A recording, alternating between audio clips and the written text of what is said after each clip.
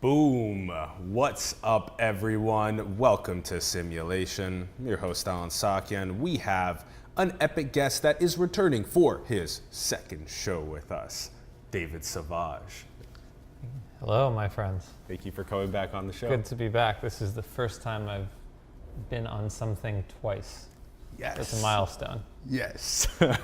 You must have enjoyed our first time together. I did. That's what I figured out from this invitation. Yes. Yes, David's like, I'm in San Francisco doing these events, and I saw it in his email blast, and I was like, come do another show with us. Happy to be here. Yes. And it was episode 114, for those that want to go back, the link's in the bio. Dave, this episode is called The Empath Returns, because that episode was called The Empath. And an empath means that you feel other people's feelings. That's how I use the word. Yes, yes, and I would agree that that is a really great way, great definition.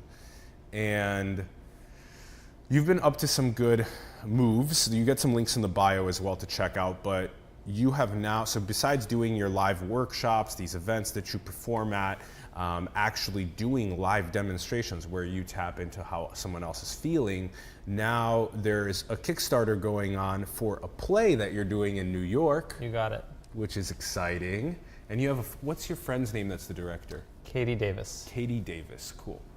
And it's like on 36th Street, right? It is a beautiful theater called Theater Lab on 36th between 8th and 9th, right around there. And Ron, you want to pull the NDI up, and we have a nice, we have your Kickstarter up here, but specifically the image there, that's it right there. Yep. That's the beautiful location. I love it. That's it. Yeah. So in April, Katie and I did 3 workshop performances of this play, which I'm calling Empath, to test it out, get feedback, see how it went, and we sold out. This was one of the 3 shows. We sold out all 3 performances. People really liked it. And they also gave us some really good feedback that we're integrating now. And the theater was happy with it, and they invited us back. Yes. Good. But we need some help making Financial this production as big and beautiful as it wants to be. And $8,000 is such a small goal for play. You know, it is a small goal, but it will be achieved. We got 21 days to go. Okay. We'll be making a donation later today. You. Yes. And it's just a quarter of the way, pretty much. Yeah. The small donations are what gets the avalanche effect going, people sharing it on social media, that kind of stuff. Hopefully we can help David out here with the program. Please. And all right, so this is going on. Also, the live workshops are still happening at the same time. You just did consciousness hacking here in San Francisco. I did an event with consciousness hacking just last night. Mikey Siegel asked me to do it, and I had a blast of maybe 80 people there. Nice. And I taught people who didn't even know such a phenomenon existed, that it was possible to feel other people's feelings, or that we are already often feeling other people's feelings. Yeah. And we experimented with that, and then I showed them how I do it. So here's the advanced version for you to wonder at, but don't think it's inaccessible to you. It's totally accessible to you. It's just a process, and here's step 1 or step 2 along that process. So that was the workshop yesterday, and then on Saturday, this coming Saturday, I'm doing an event called Ask the Empath, where I'll be fielding questions from whoever wants to ask me something in my friend Rachel's home. And we only have a few tickets left, but if you're watching this and you want to ask me whatever you want, come to Ask the Empath. You can find it on my website, empath.nyc, empath.nyc. And that's the one that I went to last time. Yeah. Yeah, Rachel. Rachel, yeah. Yeah, she has a beautiful home in Noe Valley and hosted 30, 40 people last time, and it was super fun. I met a lot of really cool people there too. Yeah.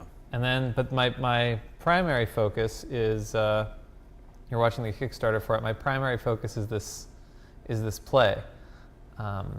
After these events, I'm doing 1 or 2 small things in New York, but I'm doing them largely to promote this play, to raise money for it, and then to get butts in the seats. Yep. Starting on November 29th. And this is the thing I am most excited about and is where I'm putting the bulk of my energy through this year. November 29th until when is it going to run? December 9th. December It's 9th. two weeks in a row, 4 performances each week. Wow. Thursday, Friday, Saturday, Sunday, 2 weeks in a row. Awesome. Starting this November 29th. Awesome. That'll be really fun, and then posting that and filming that, posting it. Are you going to take different audience members in? Yeah. So every show will be different. Every then? show will be different. All 8 shows will be different. I love that. So it's 2 pieces to the show. The first is me enacting and showing my story of who I was before this all fell on me, and how it all fell on me, and how I went with it, fought it, went with it, and accepted it. And then at the end of the show, I will pull people from the audience and invite them to sit in front of me and do readings with them. And then maybe open it up even beyond whoever sits with me into some kind of group feeling, which I'll improvise on the spot. So it's a combination of storytelling and improvisational, empathic readings. Yes. In a genre of theater I feel like Katie and I are creating from scratch. Immersive, interactive theater. Psychic, intuitive theater with the conventional elements. So you can if you just like watching a play where a story happens, you will be satisfied. Yeah. And if you like watching stuff where you don't know what's going to happen next and this is really weird and it's going to get awkward, you will be satisfied. And if you're intrigued at the combination of the two, you will really enjoy yourself. And I am intrigued at the combination of the two. I love that. I am too. Psychic, intuitive Well, theater. I guess. So I want to talk about this because I think this is a really good starting point for what our discussion is, where it's going to go. So, like you said, that just happened at Consciousness Hacking. There was a realization from some people that was like, not only can people go to the depths of feeling what someone else is feeling at this crazy level that you do, but then there's also the very like intro level 101, which is like when someone is yelling, what do I feel when they're yelling? So that's like kind of like 101 maybe, or when someone is laughing uncontrollably, what do I feel? Yeah, maybe that's 102. 101 would just be, what am I feeling right now? Period. Yeah.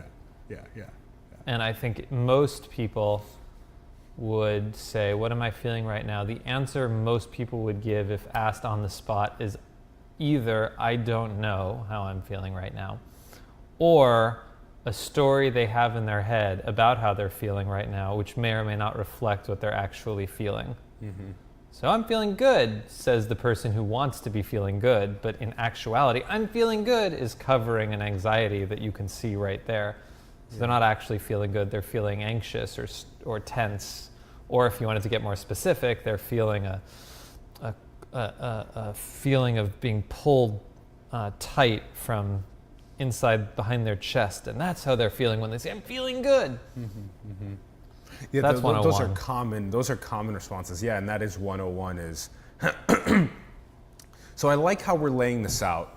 And this is, Ron, this is where I would love to get used to using a whiteboard on the show somehow so that we could start showing things on a screen. Or maybe like we can just start live illustrating with like a tablet or something. We'll get do it used in to the this. air and then animate later. Yeah. So, okay, so on one side we have 101. It's just being able to tune into our own feelings in the moment, feel how we feel, to the most accurate levels that we can. Or that would be 102, accuracy. Almost just like, okay. I don't even want to give people that high a standard. Just literally, how am I feeling right now?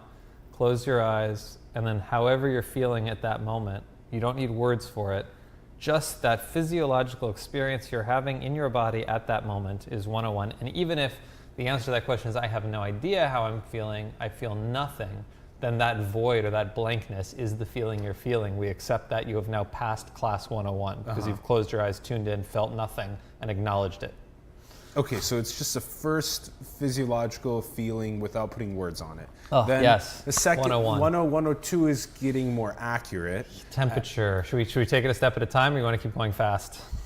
If we go fast, we're going to lose some stuff. But if we go slow, let's go slow. This is exciting. It could drag out a little bit. Let's go slow with a kick, and then so that we can get to these other pressing issues. Okay, slow with a kick. So 102 is tapping into the physiological feeling, and then maybe being able to get more and more accurate. Yes, level of nuance. So at 102, we don't settle for I feel nothing anymore. We patiently await for an actual experience to arise, and we start observing the qualities of that experience. We're still not putting words on it, or if we are putting words on it, we're saying words like tingling, pressure, temperature, flow, urge, impulse, pulsation, the subtle experiences of being in one's own body. Those are just my words. There are a billion better ones.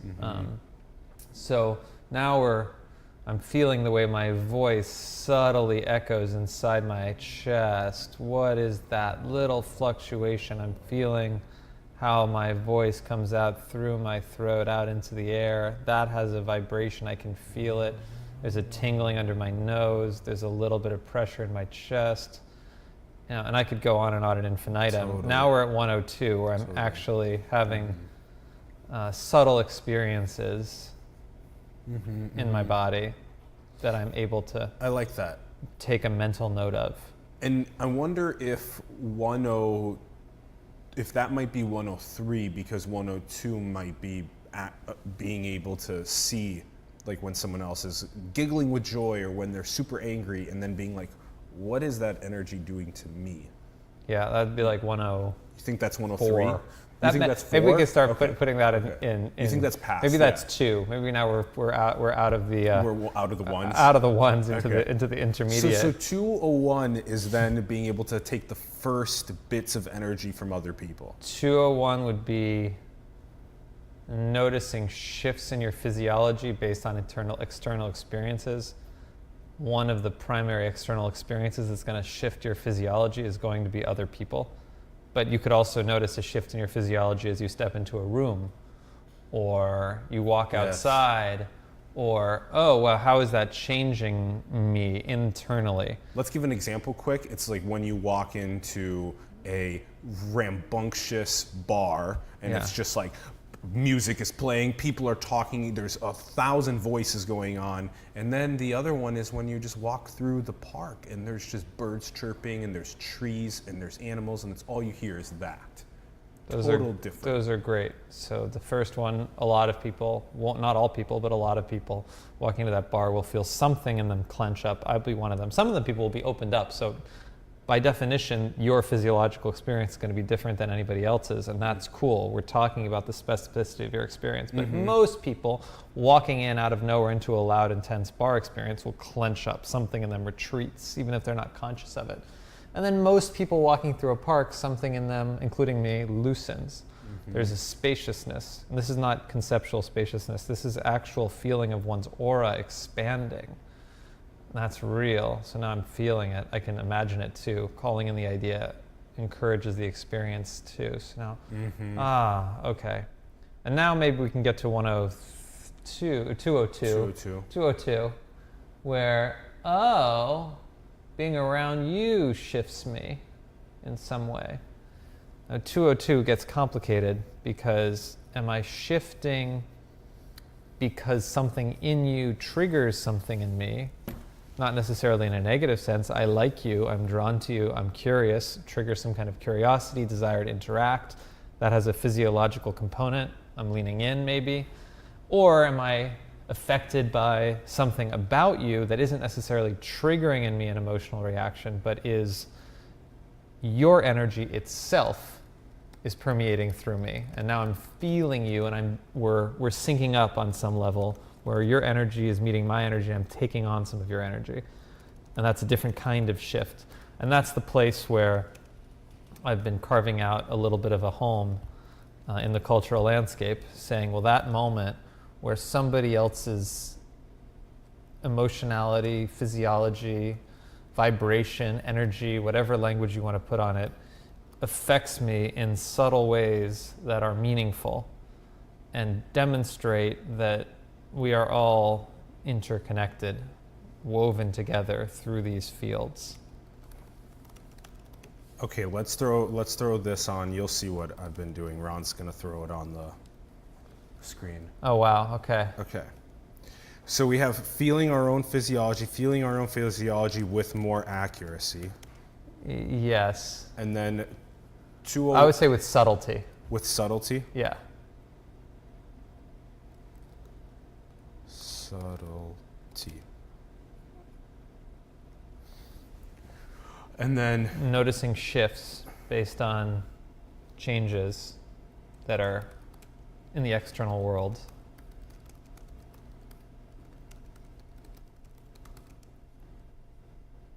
Shifts in our physiology. Yeah.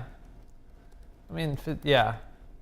Inner experience probably could go beyond physiology and into, oh, when I go into a park, I have these kinds of thoughts. I wouldn't call that necessarily physiology. That's just as valid. But So physiology is a good word too. The example given would be Feeling bar, calmer in a park. How you feel walking into a bar versus walking into a park. That's great. Okay. Making it up as we go. Yeah. We should sell the class. This class is on how to feel, which is kind of cool if you think about it. I mean, that's what we're learning all the time, but nobody ever taught us. So maybe it's cool to make it into a class. Let's get Salesforce as a sponsor for this class. Mark Benioff's been very generous with his partnerships and sponsorships. Yeah. Anyone out there that's watching from Salesforce, please. I think there's, if you think about how much feeling is our whole experience and how little we think about it, it's kind of amazing. I mean, we think about thinking all the time. How much thought is given to thought. A lot more than how much thought or attention is given to feeling, even though feeling is our primary mode of experiencing the world. Yeah. Yeah, that's right. That's right. So 202 would be... I think that might have to be because of the amount of logic that we have to use to maneuver the world. We're born into the societal pressures that cause us to need to use logic more, whereas if we were enabled as a child to use more of our feeling or intuition and have society that enabled the use of that more, then that's going to be talked about in this transition period. We got thrown off course at some point because we got hurt, and then instead of dealing with the hurt, we found that there was a way to simultaneously avoid feeling hurt and to do things that looked productive. And those two tendencies colluded to create all the machinery of modern life. And now maybe we're starting, or those of us who are in this Western modern paradigm are starting to realize, oops, maybe we can go back to the source, the feeling space. And then eventually into class 202, which is what I've been teaching, which is how we are shifted by other people, how our experience is shifted by other people.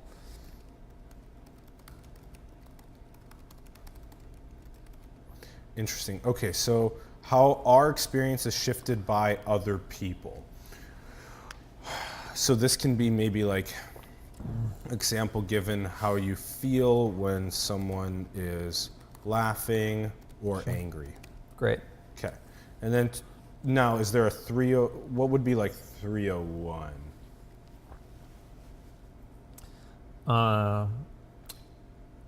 Now we leave the realm of passively noticing our own experience, and in class 3 we start playing with it deliberately. So how to deliberately open ourselves up to these kinds of experiences safely, or how to deal with experiences that we've had that we don't want to have in the future.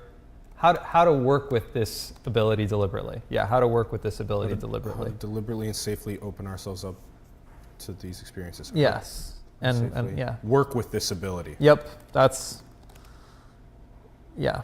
People often want to skip to class 301. Yeah. Me too. Everyone wants to know how to do something, but the building blocks are always Crucial. everything before then. You don't just go onto the court and start shooting 3-pointers. You don't just go and start closing $1 million deals. You got to close those $10 deals. Yeah. So literally going, how am I feeling right now? And even if the answer is, I have no idea, literally, but I've tried to feel something. You've now passed class 101, and we can build from there into, oh wow, I'm deliberately opening myself up to this person's energy. I'm understanding how it affects me. And then maybe in class 302, I'm using what I'm getting to help others consciously. We're doing it all the time unconsciously, but now we can start doing it consciously. Yeah. Okay, so 302, once you start deliberately and safely working with the ability, then you start feeling how to help with this ability. Yep. Okay, so then this would also be maybe, this is a big part of this in my opinion, at least from the very small amount of intuitive practice that I've had with this, is that it's really important for me to know when I am doing a process that is energetically exhausting for me, taking on someone else's experience with trauma, or taking on the path of growth for them, the integration of the trauma and the growth, because that requires me to hold space and all that. So again, when you're working with this process, it's probably one of the most important things to understand how you're feeling throughout it, because it can be extremely exhausting. The most important thing to understand. How you yourself are feeling is the foundation of, I want to say it's the foundation of all growth. It doesn't mean you have to be conscious of it all the time. I don't want to put that pressure on people. But if there's another way to grow into who you really are that doesn't involve feeling what you're actually feeling, I don't know it. Like that's the limitation of my own worldview, or either that or I'm just right, and there is this pathway that's open to all of us that few of us take, where we grow through our own experience, and much of our own experience is the felt sense. But we can broaden that. It's not just what you're feeling. It can also be what you're hearing and seeing and what's coming through you. But having a reference point for how everything that's showing up feels in your body feels so crucial.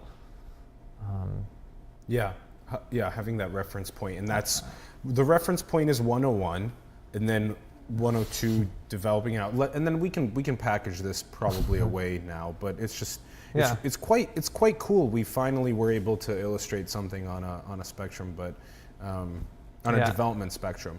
So feel your own with subtlety, and then you notice your shifts based on external world, and then you notice the shifts from other people, and then you deliberately and safely work with it. And then I wrote helping other people with the ability, like holding space for us to integrate Sounds trauma. great. And then if we wanted to go to 402, we now start working with non-human entities.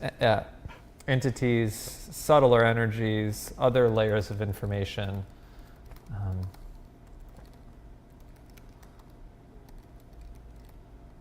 Subtler energies. Yeah.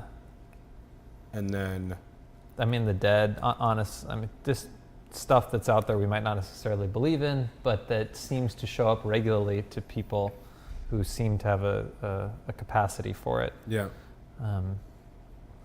A lot of this, and actually this is part of what initially got me to the spectrum, was just the ability to, if we believe that everything is connected, if we believe that the butterfly effect exists, if we believe that there is all fibers are connected of every atom, of every molecule, of every Planck length, that then there is some sort of ability then to go from my toroidal form of energy into your toroidal form of energy through this interconnected web.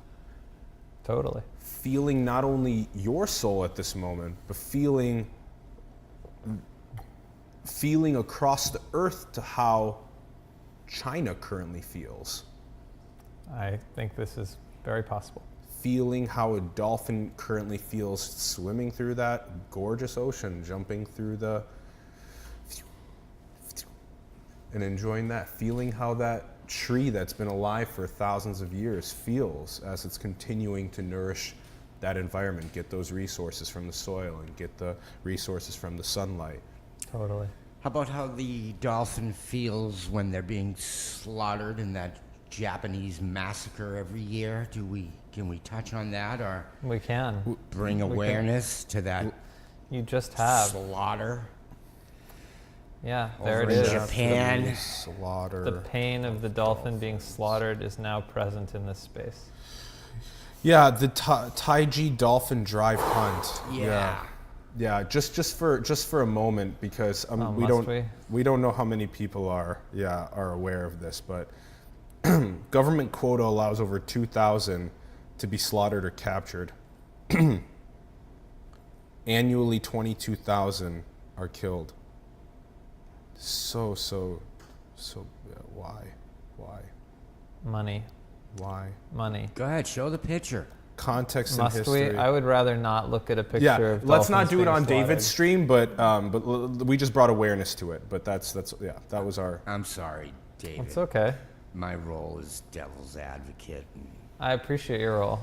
Okay, so And that I'm was expressing my preference. yes, that was okay. That was 401, and then we can just end there, and then we'll 402 has something to do with the way we engage with these entities, maybe maximizing. Yeah, and 402 would be something like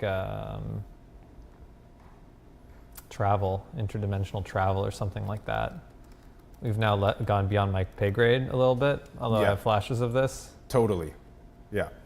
All right. Beautiful. Good job, team. We've made All right. this. We'll put this in the bio after the show as well. I'm glad you guys got a chance to take a look at it, and I'm glad we got to make this. We'll be doing this more often on the show, integrating a note and then writing in it if we have good thoughts to integrate. Okay. So back to the Kickstarter page. Here we go. Awesome. And maybe we can Yes. make a link between what we just said and my own story, Yeah. which is that I went through my own much less linear process to go from this stuff, whatever this stuff is, isn't real. There's no underlying meaning to things. Information travels the way we expect. If you're making other claims, you're nuts or you're a fraud, to not just learning to accept that some of these things are real, but actually realizing that I'm here as a vehicle for them. Yes. And then starting to do this work, which was and remains still a little bit embarrassing to me. Yes. Cuts across some of my own narratives of self, like stumbling and bumbling my way from well-educated, typical Jewish, skeptical type, grew up in LA, upper middle class, slightly academic backgrounds, to somebody who does intuitive readings for a living and teaches people about subtle realms. So that was a journey, and that's a journey that my play will take you on. Yes. Good. And it's just for me personally, I find I get more joy out of bringing people along for the ride from I don't believe any of this stuff to that's interesting. Yeah. Than I do bringing people from I'm having all these experiences that are real, but I don't know what to do about them, to I feel now more grounded in that. I do a lot of that second kind of work all the time, and I'm happy to do it, but where my heart is come on guys, let's go. It's time. Let's wake up to these possibilities. Magic is real. Look, I'm here. Let's do it. And that's what the play is about. I'm really happy that you made the distinction there between people that just completely discredit anything that doesn't have data that's subjective. And versus people that are getting so much of that data that they can't organize it and ground themselves with it. But I really like that. I also really enjoy, for me, a lot of it is like when someone goes, I don't care at all about biology. And then I'm like, it's the code of life. Yes. And then they're like, what do you, and then they're slowly That's great. Yeah, we have yeah. the same I don't know, purpose in some sense. We're onboarding people, or we're outreach for another way of looking at things. Yes. That's where my Yes, heart yes. is. I want to be a billboard for another way of doing things. And I also Yeah. want to make billboards for other ways of doing things in the literal sense. Yeah, yeah. But I myself am working to be an emissary, a brand ambassador for this other world that we have a felt sense of, occasionally spy out there in the distance, dream about. I want to say, hey, it's already kind of here a little bit. Can you Yeah. see it? Yeah. And then when Ron says, but what about the dying dolphin? I'm like, let's integrate that. That's part of this world too. Yeah. I don't want to push anything aside. That's how we fall down, by Yeah. pushing aside. Let's integrate it as well. Yeah, and have open discourse about moving away from practices that we find to be causing suffering on the planet. Or if we can do even better, bringing as much compassion and love to the causes of those sufferings or those people enacting that cycle, so that it just stops on its own, instead of blaming them for that Yes, behavior. yes, yes. What is the compulsion to massacre dolphins? If we truly understood that, we could heal it very easily. But if we say, well, the problem is that they're killing the dolphins, then we're like, okay, then we have to stop them from killing the dolphins. But then they go and kill the seals the next day. It's just Yeah. It's worse. It's the process It's of the delivering underlying that love mechanism. to the roots. Yes. Yeah. and allowing, with as much compassion as we can muster, or those of us who have that compassion, to show up for it, for the blockages to this more beautiful world. To quote a writer I deeply admire, Charles Eisenstein, the more beautiful world our hearts know is possible, that we are all Yep. either consciously or unconsciously working toward, even as we fight it. Yep. Let's discuss this. This came up in our last episode together, and you highlighted it, and I've loved watching it several times now. The society has evolved to a point of a masculine, energetic grip, and there's a transitionary process of the feminine energy that is the masculine grip that's feminine energy is coming in. The masculine grip is slowly unraveling enough to where the feminine grip can also come and be present with it at the same time as harmony. You really like that harmony idea. I like a mess. I think this idea of balance or harmony allows it to be safe for those of us who feel a need to still control things enough. So we're like, okay, we're going to find this place where I'm still represented in my need and desire to control things with information and thought and clarity. I'll still be safe there, and there'll be space for this other thing I don't fully understand, but I know it's kind of an equal partner, sort of. Yeah, we'll figure it out together. It's a very comforting story, but I don't think it's the real one. Well, you love this mess. Tell us about Yeah, I why. love the mess. Yeah, that's nice. I think Can mess and harmony live together? no. But We're doing all right, Alan. you're holding on. What did he say? Did you say we do all right, Alan? Yeah. Yeah, you did. Yeah, that's great. That's great. Oh, that's good. Yeah, that's right. No, but a mess is necessary for eventual establishing of harmony. Yes. I think. Yes. So, it's not. So it's messy, but then it harmonizes. It's not up. We can make this a little bit more concrete. Let's say you run some kind of organization that's extremely data-driven and hyper-rational, and you don't believe, as I've heard in so many boardrooms, if we don't measure it, it doesn't count. This is your principle. If we don't measure it, it doesn't count. If we can't put a number to it, it doesn't matter. This is the operating system, but this is the operating system of most organizations in the world today. Yeah. It's good, but it's also can be dangerous in many ways. It's like someone comes in with an emotion or feeling, and it's like, yo, we can't measure that. Right. Or they say, okay, if you're going to bring something other than what we can measure into this space because we have some sense, we're feeling enough pressure to care about, meditation, even if we can't prove that it's worth something, we're going to let everyone meditate for 10 minutes a day because it's trendy and we want to be seen as cool. Even though we can't measure the value of cool, we're a little afraid of being seen as uncool, so we're going to do it.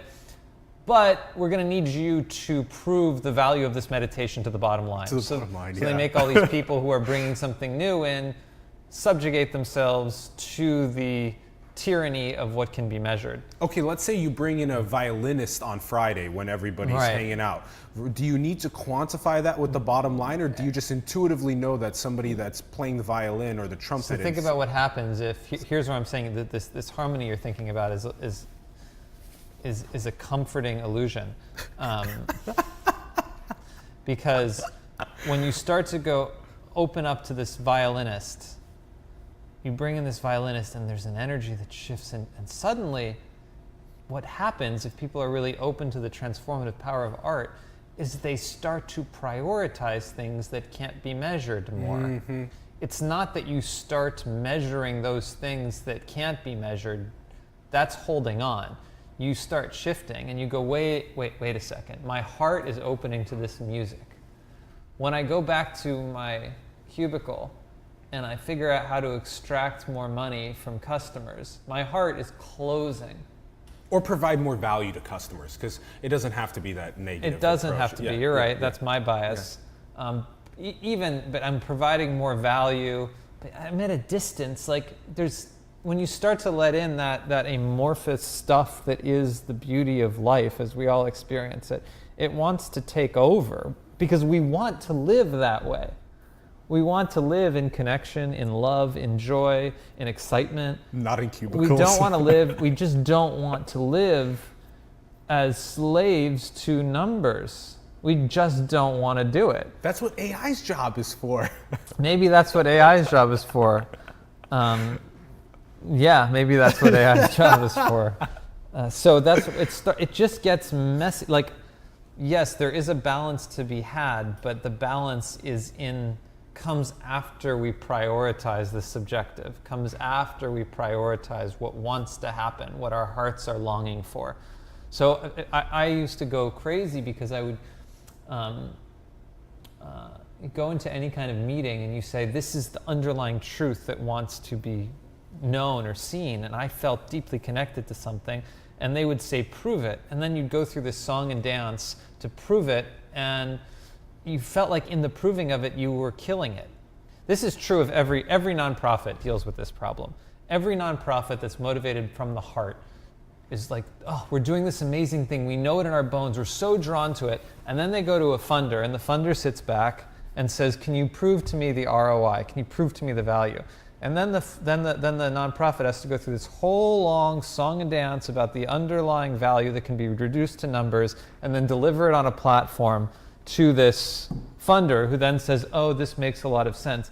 But we know in the process that something is just dying. The life of the project has been killed through this process.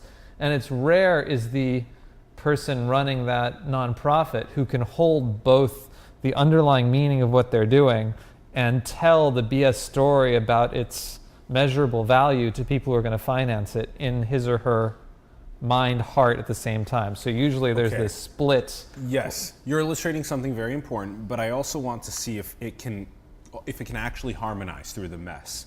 So in this exact depiction that you've illustrated, we could have a person that is roaring with their heart and their soul on a nonprofit project.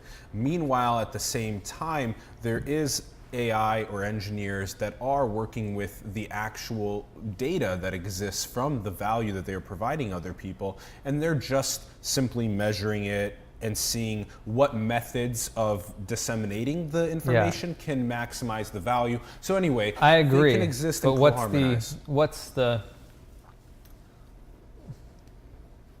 I guess the difference is whether you're oriented around a goal, which is almost inevitably going to be reductionist, or whether you're oriented around a process, which is open.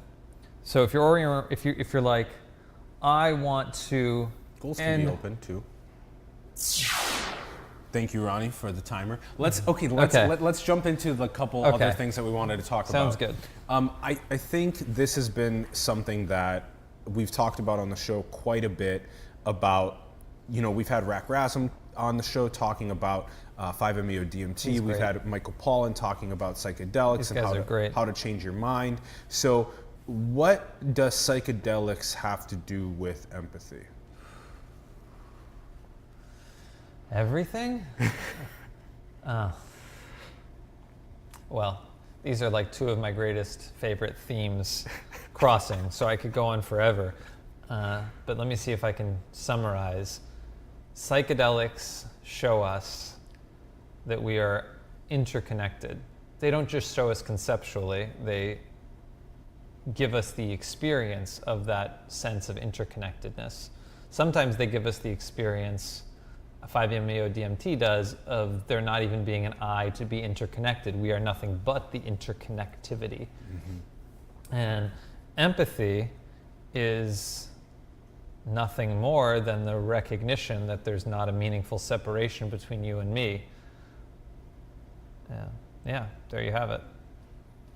Yeah, that was boiled down quite well. So, all right, let's keep unpacking this intersection because there's so much more nuance to it. So, let's talk about how we have an event coming up with psychedelic seminars on microdosing with Ayel Wallman and Jim Fadiman. Tickets are still available. Go to simulationseries.com for those tickets, October 22nd. So, let's talk about how those small sort of microdoses into psychedelics begin the process of enabling 101, 102, 201, 202 to slowly amplify, to make it easier to open up the heart. The truth is, I know very little about microdosing. My approach has been macrodosing. I think there's probably a lot of people who are microdosing because they want to open themselves up and are afraid to quote unquote go for it. And if microdosing makes you feel safe and secure on your journey, wonderful. But the truth is, when I've microdosed, I get this little feeling of like, yeah, this is a nice little snack, but take me there. I tend to agree with you. That's not to disparage microdosers. Truth. I tend to agree with you. But basically, a lot of this conversation on microdosing is really about the power of psychedelics with a little on-ramp for people too afraid to go into them fully. And I appreciate your fear, and your fear might be very well placed. Maybe microdosing is a great on-ramp. However, I'm a big fan of going for it. There's That's also been my a lot journey. of safety and security needs to be there. The proper environment. Yeah, let's all say that. Yeah. I mean, I come on set, blah blah blah. That's actually truly important, David. You seem like somebody that's had phenomenal psychedelic experiences, and I have as well. And the thing about our experiences is that they're going to be completely snowflaked in terms of difference from others, and so somebody else doesn't have necessarily the but I'll tell you what great perfect experience. I agree. Like, please, everyone, be careful with psychedelics. That's what we're It talking really about on matters who Monday. you're taking them with. It really matters where you're taking them. It really matters the quality. But my God, be careful with Zoloft and Prozac and lithium and Valium and methadone and all of these poisons. True. And some of them are not poisons. Some of them are real lifesavers. I don't mean to disparage people taking antidepressants if it's really helping you. Okay. You get addicted to alcohol or pharmaceuticals or tobacco. Adderall Yeah. and caffeine and all of these things that change our nervous system in ways we don't fully understand, that we're not being told to be careful about, and things that open us wide open to the magical possibilities of the universe, we have to do, tap dance around it and be like, oh, it's going to be fun. It's just MDMA. You need a safe environment and this and that. And it's like, meanwhile, people drink and drive like it's nothing. Yeah. And, so I'm like, hey, how about we put some of those seatbelts on around all the stuff we do that's toxic and dangerous in day-to-day life, and loosen this narrative around the importance of being careful in a place that is fundamentally beautiful and heart-affirming and infinite. That was so well said. I love it. Love it. get more people aware about the consequences of the alcohol and the caffeine and the tobacco and the other pharmaceutical addictions, and then loosen up the restraints a bit on the psychedelics, but also be careful.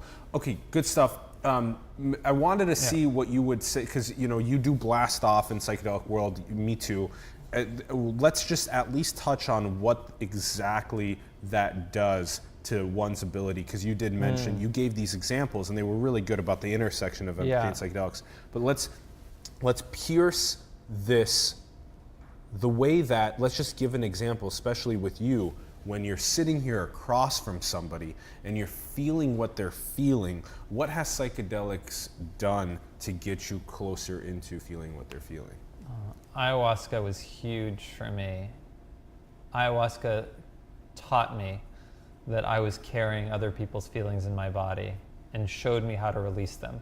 Whoa. Ayahuasca took me on the journey from, hey, a lot of what is quote unquote wrong with you, or a lot of what's holding you back isn't even yours. I'm going to show that to you. And then I'm going to give you these tools to let go of that stuff. And then once I'd done that, or a lot of that, then when I was sitting across from someone, even socially, I was so much more sensitive to what my experience was of their experience. And because I was independent of all these psychedelics, relatively articulate, I would be able to put words to it.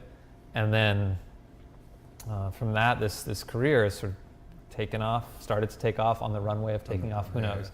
Ayahuasca, interesting. So ayahuasca was the big opener. And then that helped you understand what within you was holding you back, that you were carrying that wasn't even yours. Yeah. And then you kind of were able to, package that, integrate it, package it away. Yeah, so very concretely, like I talk about this in my play, show this in the play. So ayahuasca, the first time I did ayahuasca, I wanted like great wisdom to come down. Show me what I need to know. And the ayahuasca didn't have much wisdom for me in the conventional sense, but it took me into my body, and I was tensing and releasing and tensing and releasing and writhing on the floor. Mm-hmm. And what it was showing me was that I was carrying all this stuff in my body that needed just to be physically released. Mm-hmm. And what I thought was a conceptual issue was actually in my muscles. And then it kept showing me images of other people. Whether it was somebody very close to me or just some guy I met at a coffee shop, that I'd absorbed their energy. And it showed me how to release that. And I felt so much lighter after that. And from that place of lightness, I've been able to do this work. Yes. Wow. Okay. Man, I'm feeling you describe this, and I'm feeling you advance, level up by ayahuasca has leveled me up. And I wonder how else, we gave this 101 to 402 thing that we made, and it's cool that there are these processes that we can help disseminate and teach, and psychedelics that have been around for thousands of years, this practice of empathy that's been around since we evolved, as we've been evolving, that of just getting more into our bodies and more into feeling and energy and emotion. So, okay, let's talk about this on the way out, just because you brought this up. I thought it was really important. The sort of societal pressures that we face that prevent us from self-actualization. There's these societal pressures of, this is what you should be, this is how you should act, this is all of these different shoulds. These are all these ideal scenarios that you could potentially be and whatnot. And then there is the self that's having its own experience, that wants to heal, that wants to integrate its trauma, that wants to explore its own self path. So teach us about this. Well, that was beautifully said. You did a great job summarizing it. What we were talking about is what is at the core of everything I'm talking about, what I deeply believe, and what I'm working to bring out into this world, along with many other people, is the idea that we all have within us this fundamental self that's different person to person. You are not the same as me. We are different. And my job or purpose is to allow that essential me out into its full expression here on this planet. And there are two ways to go about doing that. One is, let's call it healing, which is working through whatever is blocking the expression of that self, whether that's the stuff in the past or dynamics in the present that could be clarified. And the other is through following one's bliss, going where one is excited to go, seeing what's happening and going, whoa, cool, and going there. Through these two parallel processes, some underlying deeper self naturally emerges. This is the meta-narrative underneath all of my work. And I recognize that this narrative is antithetical to our cultural narrative. So our cultural narrative is constantly telling us that there is an ideal that we should strive for, or maybe different sets of ideals. For a man, the ideal is a successful, wealthy father who cares about a lot of people. That's sort of like the apex, hypothetically. Women are taught all sorts of different narratives, from being a sexy 20-year-old to being a mother in her 30s to being this nurturing, loving person. These are all these different ideals that we get saddled with that operate independent of who we as individuals really are. Yes. And I want a world where we are encouraged, where the culture is pushing us or supporting us to unfold who we are, instead of constantly selling us these ideals that tell us we're falling short. Yeah. Some aspects to the culture that we live in are, yes, they're really heavy pressures in a lot of ways, and they actually vector us away from that soul blueprint that we have. There are other ones that are interesting, that are, it's like find meaning in life by taking on responsibility and also make some sort of impact, make the world better than when you arrived in it. And so maybe there are other ones like that are those cultural pressures that I'm like, good. Like, those are cool. And I think they match with almost everyone's soul blueprint. Do they? Meaning. I mean, I don't know. I remember going to fancy high school, and there was all this pressure around community service. You got to do your community service. You do 16 hours of community service. And people would just go through the motions of doing community service because it didn't feel true to them. And I'm not sure that making peanut butter sandwiches for homeless people, thinking it was stupid, did anything for anybody. There's a variety of ways to perform community service. But even that... A trillion ways to do so. The service to the community is a natural... The desire to do it happens naturally if we feel resourced and full.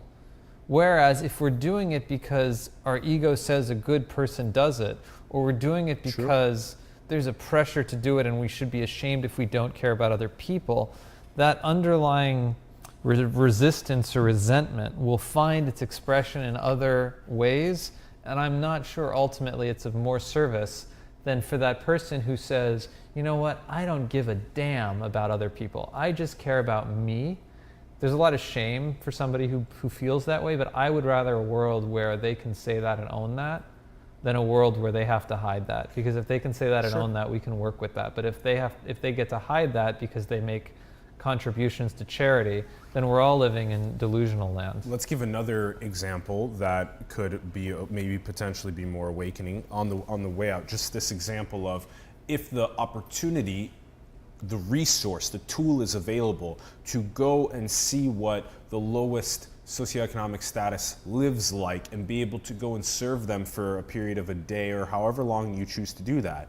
Then there's another resource or tool, which is the ability to go and get a tour of a waste facility, to be able to see how garbage and recycling and composting or septic systems or slaughterhouses or these different systems, how they actually perform, go for a day. Just for the tools to be made available so that people can choose to go and explore them. That way we can have a more objective sort of reason-driven, ethics-driven, morals-driven way of driving civilization forward, because these tools are made available just for people to be able to choose. Not that everybody needs to be pressured, but just so that they are available to choose. Well, I think we can have, just to allow for a little disagreement in worldviews. I probably want the world you're envisioning, that you believe these things will move people toward. I don't believe that process you're describing, go check this out, go check that out, is what... If it's inclined, if you're yeah, inclined. So then the underlying thing that I'm interested in is, what is your actual experience of your life as it is right now, and where is that pulling you toward, honestly? And if you're lost and you have no idea, can you own being lost? Can you own that you have no idea, and see what wants to emerge through that confusion? And if you do have this impulse, you're like, I'm drawn to the soil, I'm drawn to the water, I'm drawn to the trees, I'm drawn, well then by all means, please, yes, God, follow it. Yes. But don't follow it because you feel like a good person would be drawn there. Follow it because you are drawn there. And if you're following it because you think a good person would be drawn there, leave that space for the good people who are naturally drawn there. Yes, David, yes. So, okay, let's wrap up. I want to see if you have any change in how you feel about the question of what you think is the most beautiful thing in the world. What I think is the most beautiful thing in the world? What do I think is the most beautiful thing in the world? What do you mean by change in the question? Because I think I asked you it last time. Oh, I'm curious don't tell me what I answered. Let's see, I'll answer it new. Because I completely Fresh, forgot. yeah, fresh from a couple months now.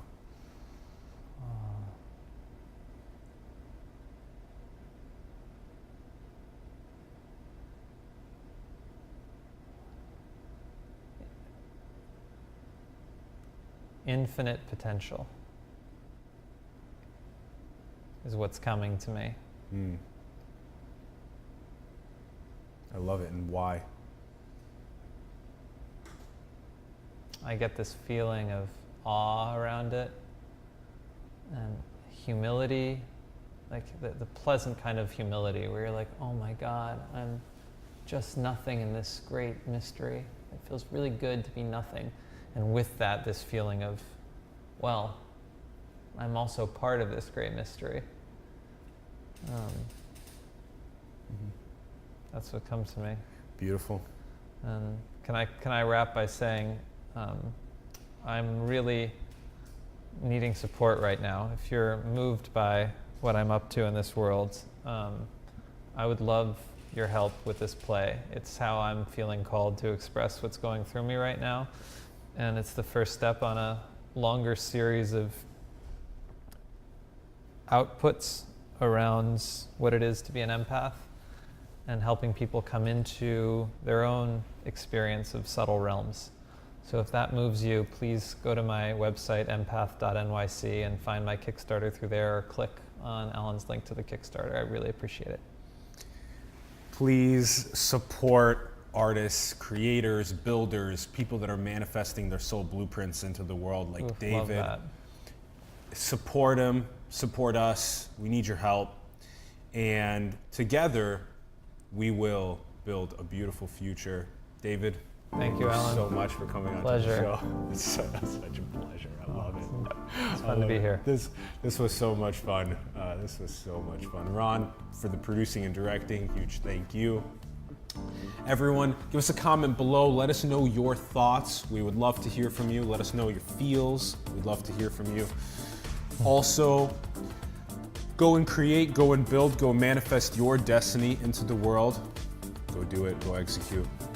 And support David, support the play that's coming in New York City, November 29th. Got it. Through December 8th. December 9th. Through December 9th. So go and support him. Much love, everyone. Thank you, and we will see you soon. Peace.